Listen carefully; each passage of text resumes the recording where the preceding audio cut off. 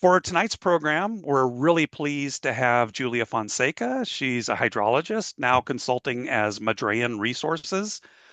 She was previously with Pima County Regional Flood Control District, where she was the project manager for various recharge feasibility studies in the Tucson area, which culminated in the Lower Santa Cruz replenishment project for CAP recharge and the Marana High Plains effluent recharge project.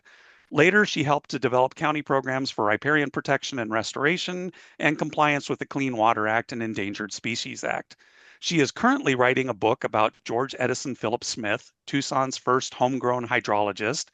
And I think that research may have led her to tonight's topic, which I'm going to go ahead and let her dive in and tell us about early Arizona politics and the Central Arizona Project. Julia. All right. Well, thank you, Dan. I'm pleased to be able to talk to people at the Tucson Sustainable Tucson, I guess is the name of the group. It's been so long since I've attended any meetings. I came to this work through my research about Smith. So Smith was an early water guy in service of the development of agriculture in Arizona. And I am amazed at how much the understanding of early Arizona politics and agricultural interests has really shaped the outcomes that we see today. How useful it is. I mean, I worked in hydrology. I didn't understand a lot of the things that I have come to understand. So I hope this presentation will be enlightening to you as well. So the first slide here is really just a representation of the Central Arizona Project, or CAP. And I'm sure most of you know that the takeout point for this project is at Lake Havasu. And all of the orange dots represent pumping plants that bring CAP water to Tucson, as well as other municipalities in the state of Arizona. The gray area is the taxing authority for repayment of some of the federal, some of the cost of the project. Has to be repaid with property taxes in this area. And then the blue areas are recharge projects affiliated with the Arizona Water Bank. And I'm sure most of you know too that we face a real problem on the Colorado River right now, from whence our CAP comes. One of the issues is that the shortage sharing agreements between the states will expire at the end of this year, and there's no agreement going forward. And so we'll explore some of the implications of that at the end of this presentation. You hear a lot that Arizona bears the brunt of damages on the CAP, or on the Colorado River. This graphic is to remind us that in a good year, Arizona can get 2.8 million acre feet. But that's in a good year, or a year that has surpluses. And of that, Central Arizona is entitled, the Central Arizona Project is entitled to about half of it. So it's really not Arizona as a whole that bears the brunt of shortages. It's really focused on the CAP canal users themselves. And if you ask why that is, history will tell you that it's the result of the Colorado River Basin Project Act of 1968. But the real origin of our current water crisis goes back much further than that even. As this quote from Dr. Andrew Curley at University of Arizona indicates, it really goes back to late 19th century agribusiness that began developing along the river. So tonight we're going to take an historical approach to looking at our current conditions. We're going to look at the state's long opposition to the Colorado Compact. We're going to look at how the state and California as well came to understand that the Colorado River was over allocated by the compact. We'll look at the origins of the CAP and then talk about how we are dealing with shortage right now. And that's where I'm sure everybody will have some opinions about how we move forward. So the first thing to know is that agribusiness was a government. Somebody needs to mute their microphone. Um, Agribusiness was a government-sponsored, federally sponsored effort. So these are some of the federal acts that led to the establishment of early irrigated agriculture here in the state, and particularly the 1902 National Reclamation Act. This is the act that got the Yuma farming area started. It started like in 1905 or something, very early.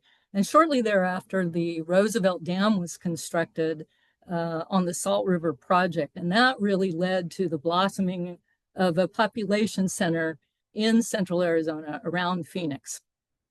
By 1912, Arizona gained statehood and was granted state lands. And the hope at that time of the State Land Commission was really to attract a lot of people using irrigated agriculture to bring in people to the state. So there was a desire to grow the population of settlers.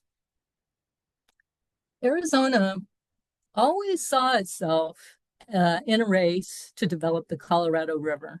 And that was in part because of the doctrine of prior appropriation. This is the idea that the first person to put the water to use, beneficial use, as they called it, and file the papers on it and so forth, would get the first right to it in times of shortage. So this doctrine of prior appropriation it didn't extrinsically favor California and Arizona and the Delta, but for reasons that I'll explain, Arizona had disadvantages in this race. The margins of Arizona, where it touches the Colorado River, are generally very rugged, right? So it makes it very difficult to irrigate. The survey maps were very poor at the time, and Arizona did not invest in any kind of topographic studies or soil studies. Our legislature was controlled by mines at that time, and the mines really weren't interested in irrigated agriculture, but they controlled the funding for such studies and things. And then there was a general, what I call allergy to establishing a water bureaucracy. This was not the case in California. This map shows, it's from 1893, and it shows the Colorado already is being diverted into the low-lying Imperial Valley around the modern-day Salton Sea. The irrigation, so California was blessed with a lot of land that was low-lying, and irrigation at that time there relied pretty much exclusively on gravity. So it was very easy to irrigate vast areas of Southern California with relatively little investment. So they had a lot of land, they had a lot of investors, and they had a very strong water bureaucracy from the earliest days. Californians also basically owned a lot of land in Mexico and controlled a lot of land. And so they were quickly developing that low-lying area as well. And then, of course, their congressional delegation was always much bigger than ours. So the upper basin states and Arizona were concerned that California would get, all the rights to the Colorado River by developing them so quickly. And that started an impetus then to create an interstate compact. So for this purpose of agreements among the 7 states that are in the watershed of the Colorado River, they created something called the Colorado Commission. And generally, the states generally picked their engineers to represent their state in these deliberations. So on the left-hand side of this slide is a map that shows a division that the Colorado Commission made between the upper basins and the lower basin. And so Utah, Colorado, Wyoming, and part of New Mexico really are considered upper basin states, whereas California, Nevada, and Arizona are the lower basin states. On the right-hand side is a picture of Eugene LaRue. He was an early hydrologist employed by the U.S. Geological Survey. Here he is, he's making measurements of a tributary of the Colorado River. And even at that time, he said, it's evident that there's just not enough water to irrigate all the lands that these states wanted to irrigate. So that was a warning. This picture shows the commissioners, the Colorado commissioners. They are about to have the Interior Secretary sign the Colorado Compact. At that time, it was called the Santa Fe Compact, just because they were meeting at that point in Santa Fe, New Mexico, to sign it. It was right before Thanksgiving in 1922, and they thought that they were apportioning between the upper basin and the lower basin an approximately equal amount, and that there would be a surplus that was not apportioned by the Colorado Compact.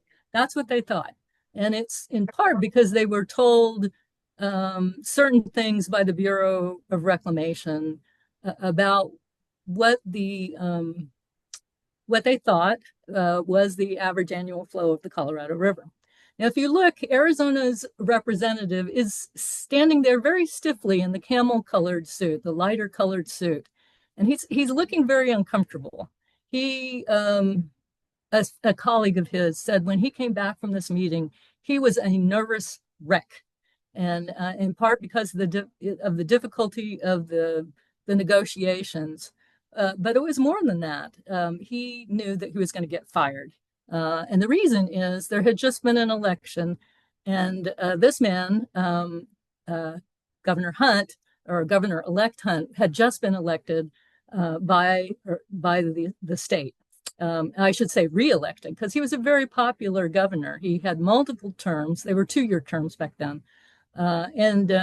You know, if you like initiative, referendum, and recall provisions of the Arizona Constitution, you can thank him. He was a big proponent of those in the early constitutional meetings that the state had before we became a state, actually. So he was a Democrat, and the preceding governor was a Republican, and our delegate to this Colorado commissioner was a Republican, and he knew, the delegate to the commission knew that he was going to be fired by Governor Hunt when he took office, and he was. So the advisor to Governor Hunt was this man named George Maxwell. He was a lawyer as well, and he was very famous because he was a key person in actually getting Congress to approve the act that created the Bureau of Reclamation and all of the reclamation projects that the Bureau then constructed in the American West. He was also a founder of the Salt River Project Water Users Association. So he was one of the top guys in Phoenix. And he had lobbied successfully to bring federal investment to the Salt River Project in the form of the Roosevelt Dam, which is really what built the wealth of early Phoenix. So Maxwell was a proponent of something called the Highline Canal, and I'm going to show you a picture of it. This is a map. It's really a graphic, an infographic, let's say, by Maxwell. He had his own newspaper, and as soon as the Colorado Compact was signed, he rushed this out to basically everybody who was anybody, promoting this idea that a canal, a single highline canal at Boulder Dam, could bring water to irrigate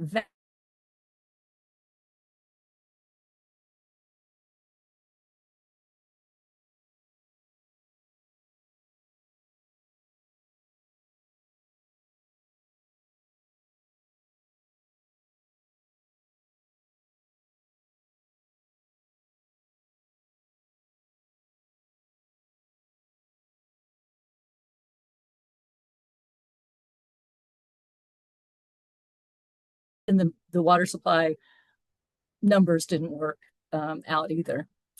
But on the basis of this, Governor Hunt opposed ratifying the Colorado Compact, and he went to the legislature immediately and said, please do not approve this compact. It will forever bar Arizona from developing, this huge area of central Arizona.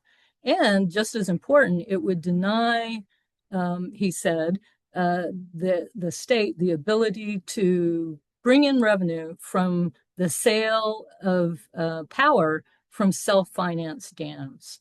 So what Hunt was really interested in doing was building a series of what were called cash register dams, basically dams that would pay for themselves through the sale of power. And so this little diagram here, profile of the Colorado River, shows these little stair-step dams starting at the Bull's Head Dam, which was never constructed right there, and then the Boulder Canyon Dam, which really became Hoover Dam later, although they moved it slightly upstream, I think. And that's why they call it Hoover Dam, not Boulder Canyon Dam. And then Diamond Creek and Marble Canyon and Glen Canyon. So a lot of dams were proposed by Hunt to be built with state monies.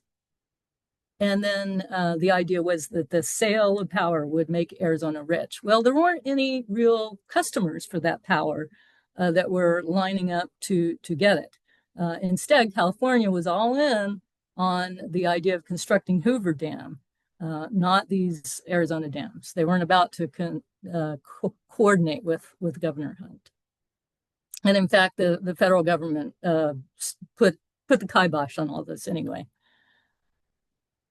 So because Arizona would not ratify the compact, the other states got together under the leadership of Colorado and really California to create something called the Boulder Canyon Act of 1928. And this act said that, you know what, if just six states will ratify the Colorado Compact of 1922, then we can say that it's in effect. Arizona doesn't really need to approve it. We can go forward with just six. And it also had another damaging aspect to it from Arizona's standpoint, because it used the federal government's powers of interstate commerce to usurp the state's authority over dam sites that are along Arizona's border under the color of navigation. They said that basically Hoover Dam would improve the navigation of commerce on the Colorado River. So even though that wasn't true, it was enough to basically say the state couldn't stop the federal government from building Hoover Dam. And this act also importantly funded diversions from the Colorado to Southern California, which Arizona opposed. So as a result, Arizona sued unsuccessfully 3 times over this 1928 Boulder Canyon Act. But the thing of it was that Central Arizona flourished even without the Highline Canal. And that's because, people started using groundwater technology in the 20s and 30s. That was really flourishing in Central Arizona. And then the Salt River Project was expanding. The local people bought out the federal interest in Roosevelt Dam's powerhouse, and they started making a lot of money with this, and that financed additional dams on the Verde River and Salt River as well. And then Coolidge Dam, federal government did build Coolidge Dam as well. So all these things made agriculture spread in Central Arizona, even without the Highline Canal being constructed. And everything was going great until there was a very short but intense drought in the Gila River system, and that was in the late 30s. And they called it a power drought. And the reason they called it a power drought, by the way, you can see the photo here of the Roosevelt Dam as it was during the drought then, and there was basically no power being generated anymore at the dam. So this was a huge problem. It meant that power was very expensive, that some farmers couldn't pump groundwater or move water around to where they needed it. And the Central Arizona agribusiness community called for the Bureau of Reclamation to build an emergency power line to bring Hoover Dam power to Central Arizona. And the Bureau of Reclamation did this in record time. So because of this drought, because of the improved relationship between the Bureau of Reclamation and the state, um, Arizona finally did ratify the Colorado Compact in 1944, 22 years later.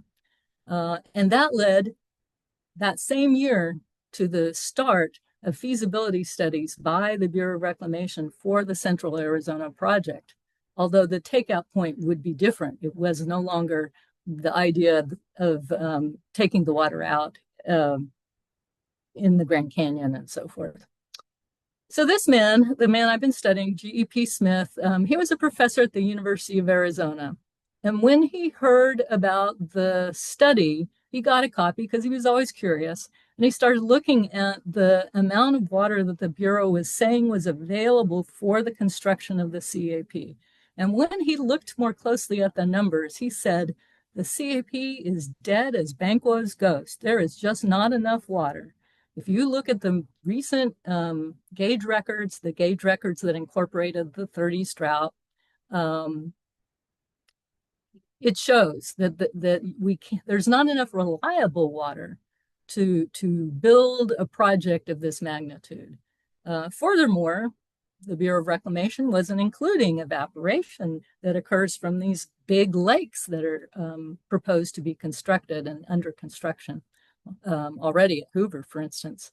Also, he had been studying the phenomenon of the direct evaporation of snow into the atmosphere during drought times in the Gila River watershed. So he knew that during drought times, the runoff to the Colorado River would be diminished, which is part of what we're seeing right now. And because his neighbor was a tree ring researcher, he was quite aware that there were many long droughts in the tree ring record for the Southwest that were being ignored. Furthermore, there are treaty obligations that the Bureau also was overlooking in their analysis. So he started writing secret letters, confidential letters, I should say, to key people in the state and also in the Bureau of Reclamation saying, look, your numbers, they don't add up. You're ignoring all these things. What are you going to do about this? And they basically ignored him. So finally, in 1950, in the 50s, 56, and then again in 58, he started writing about this and publishing those letters that he had written without effect to Carl Hayden and the Bureau of Reclamation people and so forth about this problem of not enough water, not enough reliable water for the CAP. And the concerns about it really started getting a lot of traction during the 50s and 60s. And in fact, I don't know how many of you might know Tom Maddock III. He was a professor at the University of Arizona. Well, his grandfather also wrote about this problem of not enough wet water. We have lots of paper water under the Colorado Compact, but we don't have enough wet water. The 50s and 60s, or the 50s in particular, were also a time when Arizona and California were litigating. So this was the fourth big lawsuit over the Colorado River. And finally, after about 10 years of litigation, the Supreme Court finally decided to affirm Arizona's right to the 2 million acre feet. If it exists, when it exists, we're entitled to it. So that cleared the title, which was an issue. But the real surprise of this Supreme Court decision, and it's relevant to things that are happening today, is that the feds can determine who gets shortaged during times of federally declared shortage. And that power is something that is very scary to the state and all of the contractors and subcontractors from Hoover Dam. This is who it affects or could affect if we have shortage. But nonetheless, all of that being said, all of that being realized, the Congress did finally approve the construction of the CAP in 1968 with the proviso that assured that California would be entitled to 4.4 million acre feet of water during times of shortage. CAP would be junior to California. This was an absolute requirement, we're seeing here in this photograph LBJ shaking hands with Carl Hayden. Carl Hayden had been in Congress for 57 years, and he was finally seeing his CAP approved. The little inset is Carl Hayden as a young man and just entering Congress. So just to recap this then, basically Arizona's desire for growth and self-financed dams led to 20 or more years of opposition to signing agreements with other states in the form of the Colorado Compact. And that opposition led the other states then to go to Congress and get this Federal Act of 1928 that increased the federal government's authority over lower basin water decisions, which is that scary thing that I was talking about. And then in 1944, Arizona finally did approve the Colorado Compact. And that was also about the time that certain people, at least, were starting to realize that the compact was, in fact, over allocating the supply, the reliable supply. So somebody was going to have to take shortage, and decision finally came forward in 1968 as a condition of California joining in the approval of the construction of the CAP. So when I began my career as a hydrologist, CAP was still coming to Tucson. Then I worked on recharge, worked to construct or to design this facility. And at that time, CAP delivery was easy. It was in surplus. So there was no problem in getting it. In fact, Arizona couldn't use all the water. And that is part of why the Arizona Water Bank was created. So this facility was intended to store water long-term for some time in the future. And I think most people, including most municipalities, probably forgot that, we could go into shortage someday. But I will say that Tucson Water in particular has been, I never worked for them, but I do think that they played the cards pretty well in terms of investing in recharge early on, in terms of maintaining the central well field as an alternative emergency water supply, and particularly in terms of revising the annexation policy of the city in 2007, when it became clear that we were entering into, or had already entered into, a long-term drought and headed for shortage. So, yeah, we got into, we've been in drought now for 25 years, 26 years. And this illustration is intended to show you that Arizona has this short end of the straw. All of the states have been continuing to use water, and that is drawing down Lake Mead and Glen Canyon Dam. But the states, starting in 2007, the states came to agreements about how to conserve water in these lakes, to store some that wasn't being used. And these are voluntary measures that help forestall federally declared shortages. No federally declared shortages occurred until 2022. So all of this amount that Lake Mead, this diagram is intended to show you that Lake Mead would be much, much lower if the states had not cooperated to reduce their use to some degree of the Colorado River. But it may not be enough well, it hasn't been enough. So we're starting to see impacts. And these impacts include farmers that are going back onto groundwater. Some are following their fields.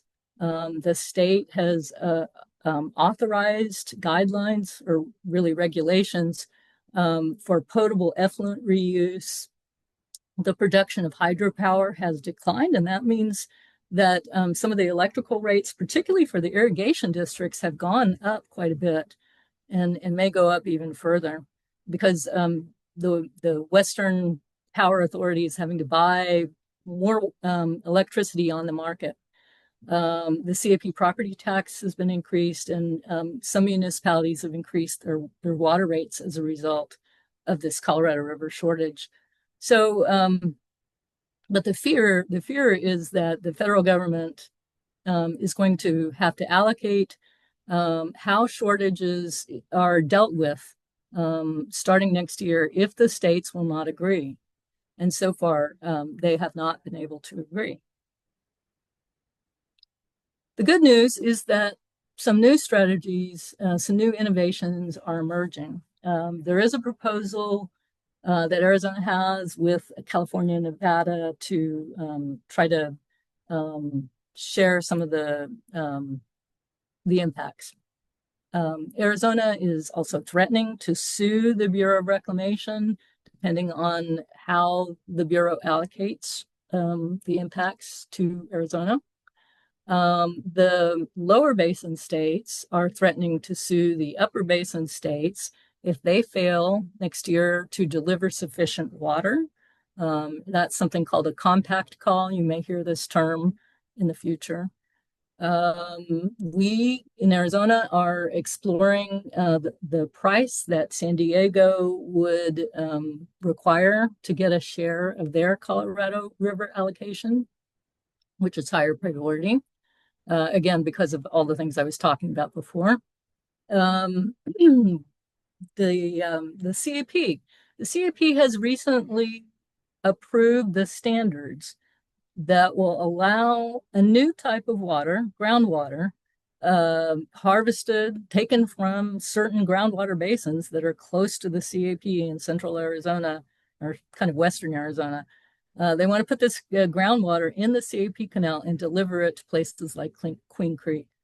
The state has allocated hundreds of millions of dollars to import water from somewhere, yet to be determined. And then on a more granular level, there's a lot of new infrastructure that the municipalities are starting to invest in. So I think we're going to see a lot more innovation and cooperation at the lower levels anyway, maybe not at the state levels, to solve some of these issues in the future. So this concludes the formal presentation now, and I look forward to hearing your thoughts and questions. Thank you so much, Julia. That was really awesome. It was a fascinating. I learned a lot. There are a lot of things. I thought I knew a lot of the history of the Colorado River, but I definitely learned some things tonight from what you had covered. So thank you so much for sharing that. Um, I wanted to make one point about that last thing you mentioned about San Diego. As I understand it, that deal we're making is actually that we will get some of California's water because we'll basically be paying San Diego to use some of their surplus from their desal plant, which is like insanely expensive, although it's cheaper than building our own, but it Yeah, is super expensive water. yeah, So we yeah, may have to pay desal prices for that share of their Colorado River water. yeah, it's pretty crazy. Yeah, And there was a comment from Sue. She just said, "I read Julia Fonseca's rebuttal to the HUD Bay hydrologist report. It was a masterful piece of work. I have always wanted to tell her that. Thanks." thank you. I appreciate that, Sue. Yep. And at this point, I'm sure you've all realized you can unmute. So if anyone would like to unmute and ask a question of Julia, this is the time to do that.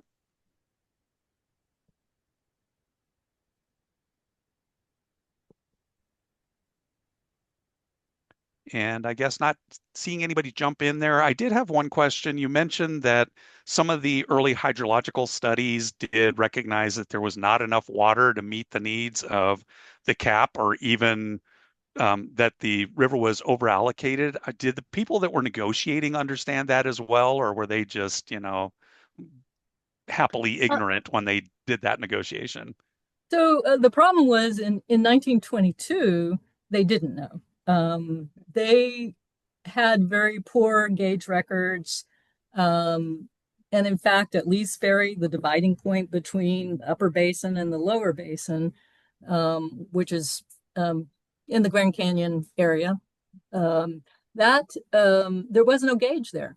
And so they created a synthetic gauge record for that dividing point based on upstream and downstream gauges, and also some inferences from the Great Salt Lake fluctuations. There was a long record of how Great Salt Lake had fluctuated in response to climate. So there were some inferences drawn for that. So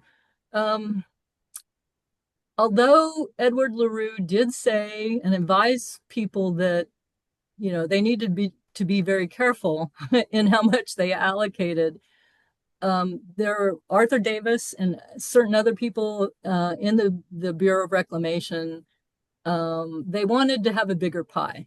It was convenient to divide more water, and to try to look like there was still some left over. So they weren't perhaps as conservative as they could have been.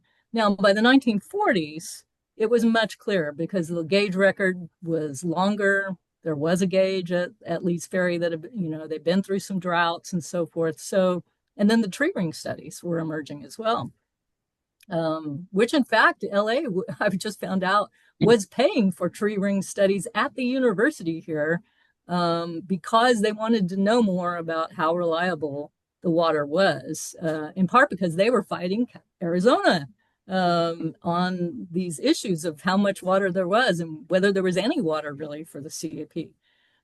So, G.P. Smith had seen that over and over again, that various engineers working on these projects always wanted to assume that there was a lot of water because that meant their project could be built. And that later on, during droughts, people got hurt. And he didn't want to see that. So he was more cautious than most because of his experience. Okay, yeah, Trace put his hand up. Trace, before you, I think Mark had put a question in, which was, have you considered how we might get access to some of the SRP water that is so cheap and abundant for CAP customers? I personally have not. However, there's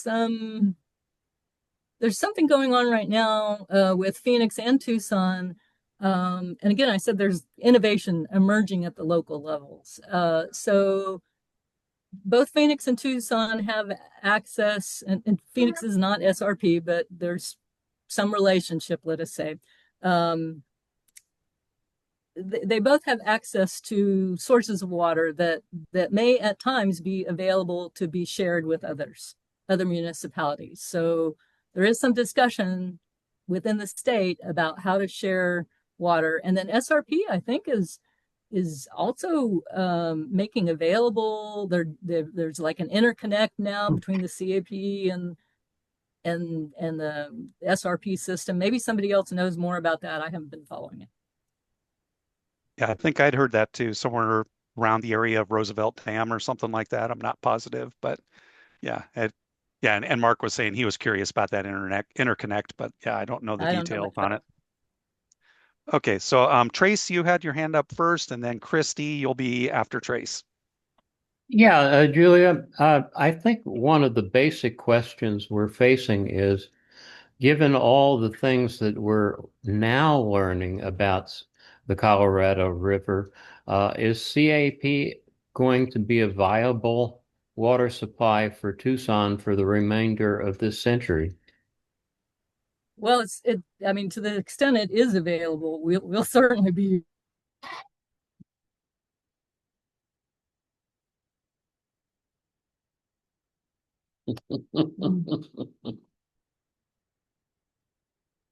So, again, the 2007 annexation policy really was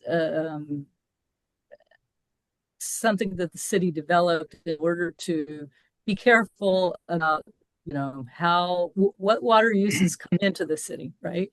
Um, and those and to make annexation, a tool um, for water policy. So it's an interesting thing. Um, Tucson has a very large CAP allocation, and it's given the city a lot of the city water department a lot of flexibilities because there's so much CAP relative to the service area. So if there's a cutback, it may not, depending on the amount of the cutback, it may not materially affect, ratepayers the way it might in other municipalities. It might not affect, constrain the city of Tucson as much as it might certain other jurisdictions.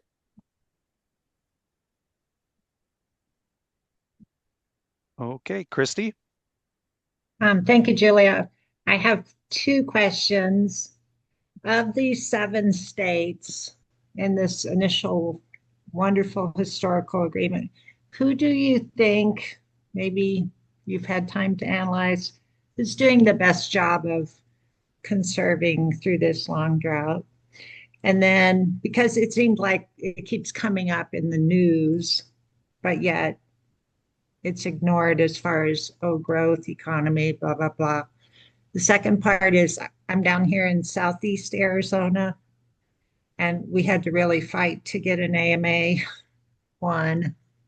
And then I think last Saturday, we just had a water fair to deal with people losing their groundwater and not having water and getting resources to have water delivered to these people that own land and can't get water. So they're facing it in real time.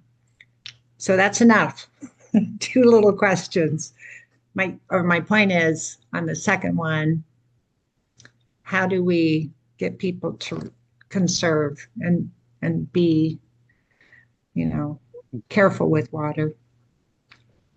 Yeah. So the first question, who's the best? I'm not in a position to say, which state is the best. I haven't been studying all the states. I'm really just focusing on this biography of this one guy, G.P. Smith. But I will say, from my current understanding anyway, that the Arizona tribes, they have been the leaders in so far in conservation in this state. I mean, in terms of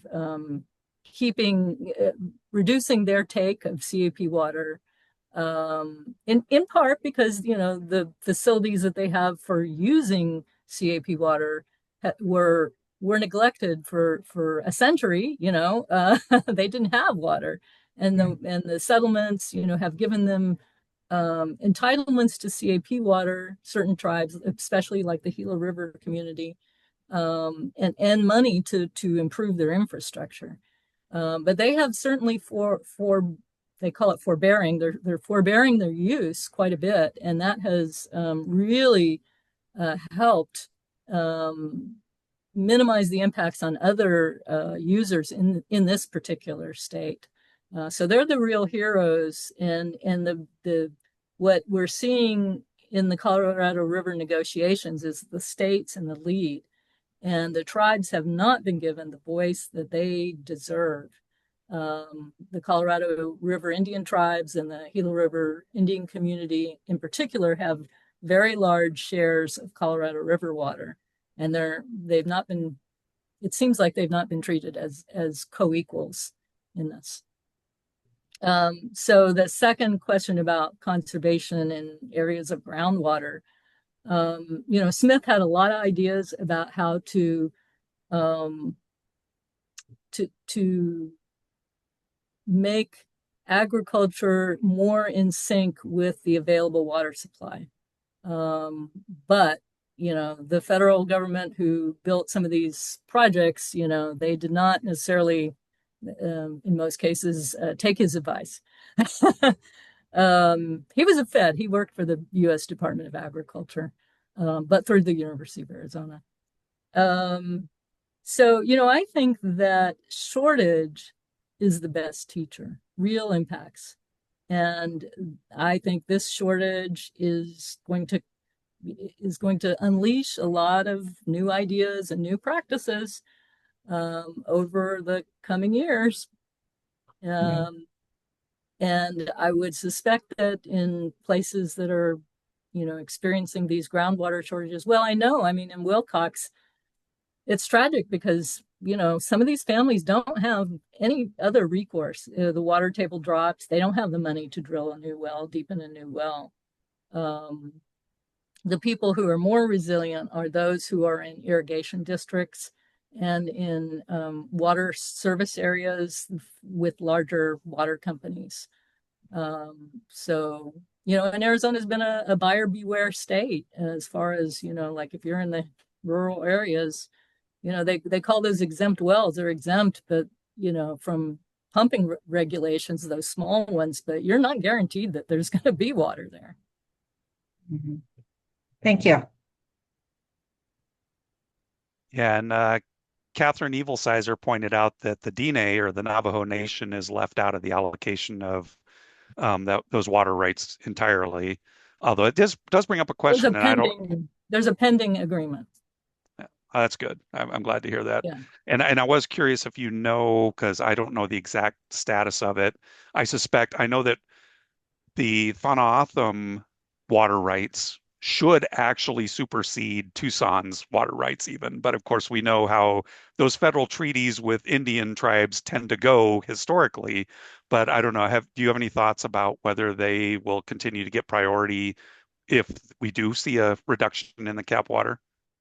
I'm not sufficiently versed in the settlement agreement. The settlement agreements can have lots of details and that change things that you might expect. So I don't know. Maybe somebody else would like to answer that. Not me. Yeah, I know. I don't know the answer. And just a little bit of that ongoing conversation before we get to Sue, because I see your hand up too. I did look up to see where that interconnect they're talking about making between SRP and CAP is. It's going to be near the Granite Reef Dam. Okay. And so that's going to allow them to send water back to CAP. Currently, they can get water from CAP into SRP, but not the other direction. So Right. they're going to make that a bidirectional connection there. But we It's don't know how great that's going to idea. work as far as when they're going to send that water in. But it increases flexibility, Yeah. So that's the kind of new infrastructure that is, I just expect more of that coming. Yep. Sue. Okay, so actually, Dan, it was at one of your workshops where there was a fellow who I can't think of his name now, but he was from the Water District and he was very upbeat and very, optimistic about everything. And he explained what great shape Tucson is in with the way that we're handling, effluent and recycling and everything. And then he laid a bombshell that I'd never heard that Phoenix is actually in much worse shape, and that in fact they've got some kind of compact with Tucson where they can purchase water from Tucson when they start running out. And I'm like, I'd never heard that before. And is that sustainable? I guess that's my question. Is that model sustainable? Well, so that's a fairly limited agreement. There is a contract that so Phoenix sent water to down here to be stored underground in the Avra Valley, and they paid money for that. And there's an agreement with City of Tucson that they can take part of City of Tucson's share of CAP water from the canal when they need it. And I don't know the details, of the contract at all, but there's boundaries to that, right? It's not like they can come and they're going to take all of our water. It's they've contributed water to us, and there's a presumably equal amount that they can take. So again, it's just one of these things that is to try to increase the flexibility of when and where you can get water when you need it, and I expect more of it in the future. This is again like the San Diego thing, pay an exorbitant amount of money to San Diego, and then yeah, sure, you can take some of their water. Yeah. And in a lot of cases, Julia, as I understand it, those wheeling agreements usually are not actually, they're trading paper water, not really wet water. So essentially, as they allowed water to pass down to Tucson, if they said, well, we want to reclaim the water we stored in Navajo Valley, they They're just not divert taking that the same water in Phoenix. molecule. Yeah. Yeah, they're not taking the same molecule of water, but there's real water. There's wet water behind, these agreements. Yeah. Oh yeah, we have the water and they're upstream, so they can take the water if they want it back. So yeah, that does work.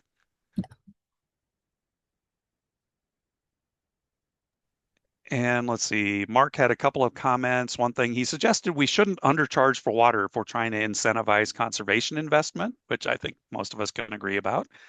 And also that SRP has continued to deliver 800,000 acre feet a year throughout the drought on the Colorado River. So I don't know those numbers offhand myself, but I mean, that sounds probably about right. Okay. And Trace, I see you have a hand up. Yeah, I've been looking over the uh, our whole analysis of water supply, and I have to say that I think our purpose for all of our water policies is to bring in additional water so we can have a growing population. That's been our goal since the 1890s when the Tucson Water Company gave away free water if you plant trees along Main Street. But the question is, how much water do we have locally, and could we rely on that? And in that regard, ADWR doesn't count rainfall as a water supply, and Tucson Water doesn't calculate what it is. And it seems that everything is about bringing in more water, not relying on what we have. Is that a fair assessment? Well, certainly there's a growth impetus, that is embedded in a lot of this, right? And even in LA, which I think they just said they captured 900,000 acre feet of stormwater runoff. They've made big investments in capturing local runoff recently. It's a big push in LA, but they're still, planning for population growth, right? Yeah.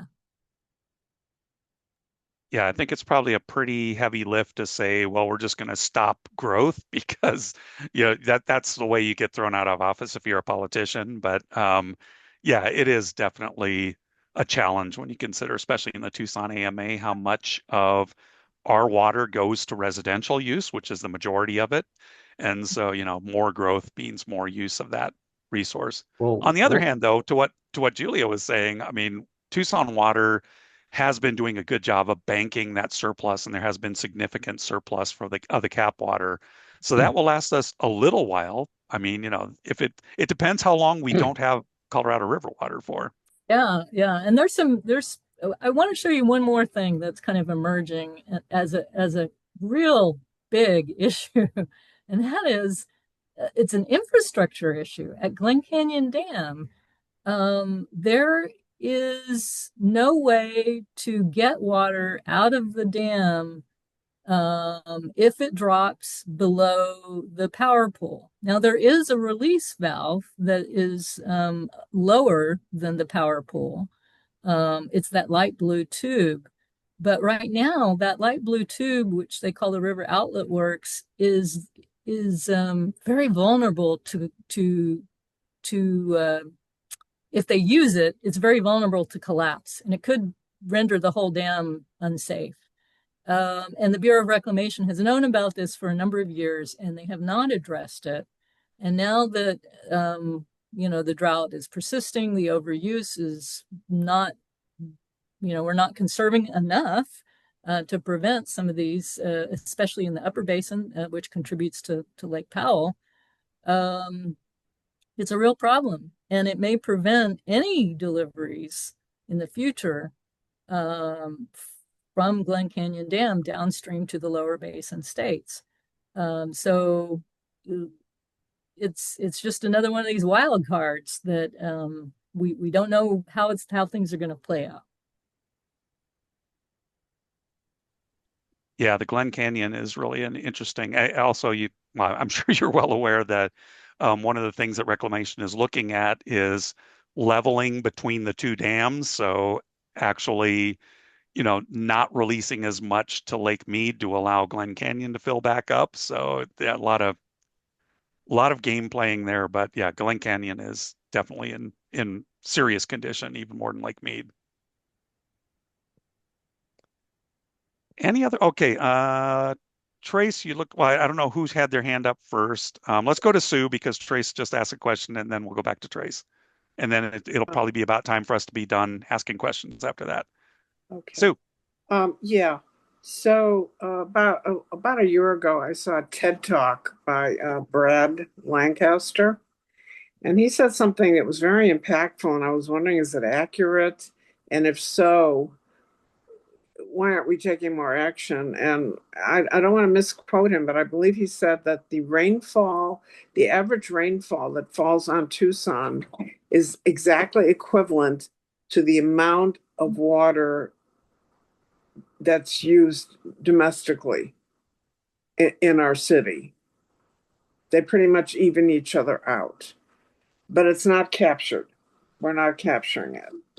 So my question is, why aren't we capturing it? Yeah, so undoubtedly there's a lot of water that falls from the sky. No What's question about that? it. I said undoubtedly there is a lot of water. I don't know Okay. exactly how much, whether that was the correct quote or not.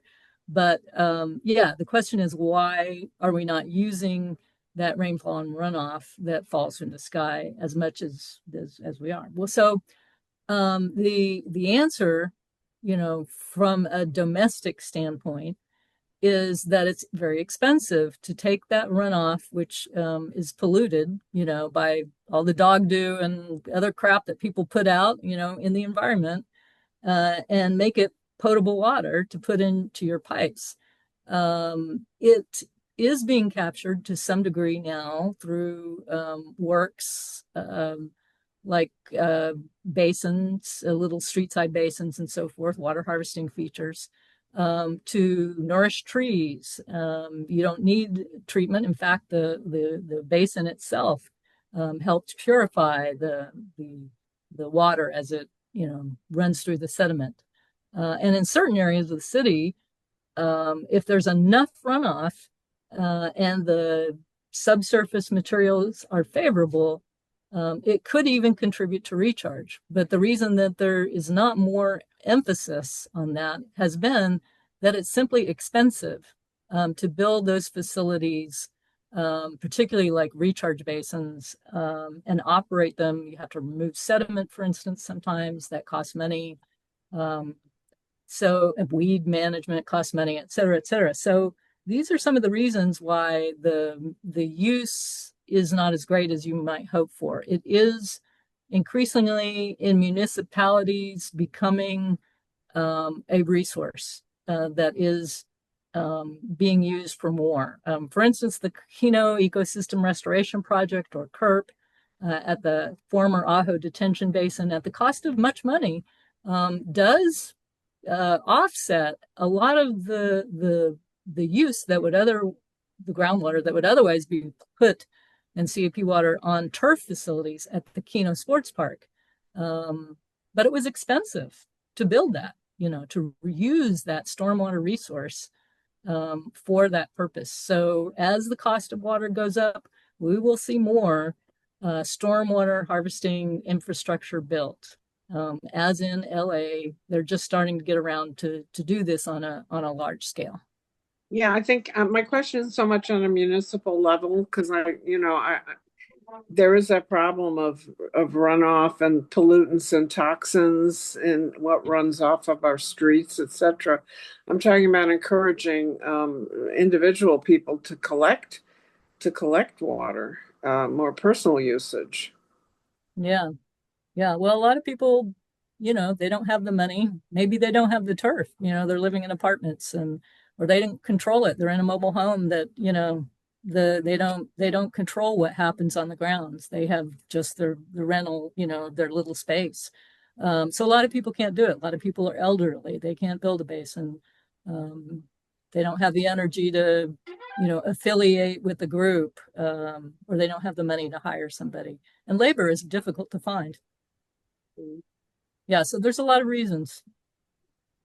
Yep. That's why we're hoping to train people to do that kind of work, but that's Yes. another issue.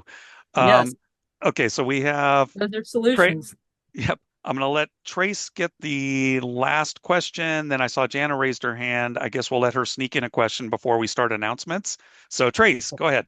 Yeah, 40 years ago, Tucson went from believing that our groundwater was pristine, pure from the glacial meltwater 10,000 years ago to finding that Hughes aircraft had been polluting our water supply for decades. As a result, when we wrote our first groundwater or dry well regulations, we did everything possible to make it impossible. So as a result, Tucson has a few dozen dry wells in the region. Maricopa County has over 50,000, and the Southwest has over 250,000. And the reason is the people outside of the Tucson area say water pollution is a real serious problem, and we know how to deal with it. And they are. That's why they were able to store 900,000 acre feet. But it's not super expensive, and it is safe if you do it right. And that's one of the resources that we don't count here in Tucson. Yeah, dry wells could be much, much greater use in Tucson. Generally, the places where people build them in the Phoenix area has been in areas where there's pretty intense development and the land values make it a good deal for these commercial businesses to install the dry well to solve the runoff problem. A lot of communities build at greater densities than we do, so they need dry wells. They need to, they favor them because they are very efficient means of disposal, and it can be very good for recharge, for getting water back into the aquifer in the where is it? Chandler area. They have shown that dry wells do contribute to recharging the aquifer there.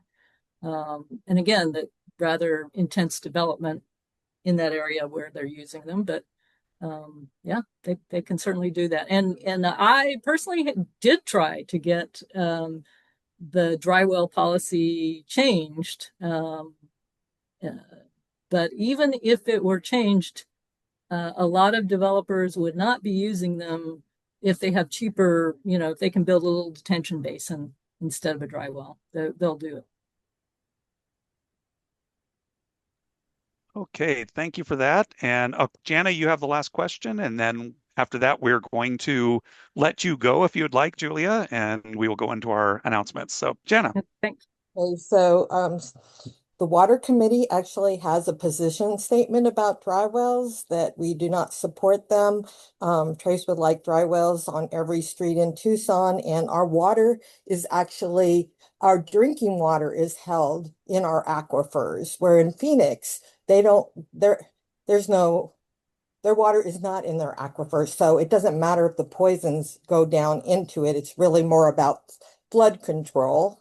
Also, the way that dry wells can be used in Tucson is places like where the mountain runoff goes and where it already sinks into the aquifer. So that is a place where you could put dry wells, but we do not promote putting dry wells on every house like Trace promotes. Just want to Yeah. say that. No, that's good because you're right. We've seen terrible pollutant issues here in Tucson from surface disposal, not just, I mean, there was no dry well, but with some of this PFAS and dioxane and stuff coming off of Hughes Yeah, it's an issue, and controlling land use, future land use. I mean, that you can't do that, right? So you don't know what kind of, land disposal practices a future group of people would do.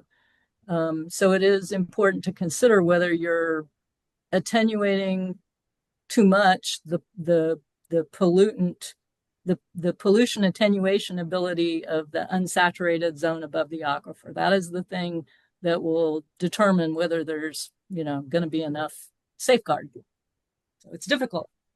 So actually, I just raised my hand to make an announcement because I'm the head of the water committee, and Dan is our water nerd. That he actually is doing presentations as part of the speaker series that Sustainable Tucson has. So if anybody wants Dan to do a presentation on the water in Tucson, he's available for organizations to do that. But also right now, we're working on a way to get people that are new to Tucson to learn to live in a desert lifestyle and not put in grass, not put in swimming pools, but to do more rainwater harvesting. And we're working on a website, Desert Lifestyle Tucson, with a sustainable realtor so that new people that come to Tucson can learn to conserve our precious water here. So if anybody has skills like editing or, you know, writing or research or anything that would be good for our website, please contact me at jana@sustainabletucson.org and you can join the team. Let's get the message out about those rainwater harvesting.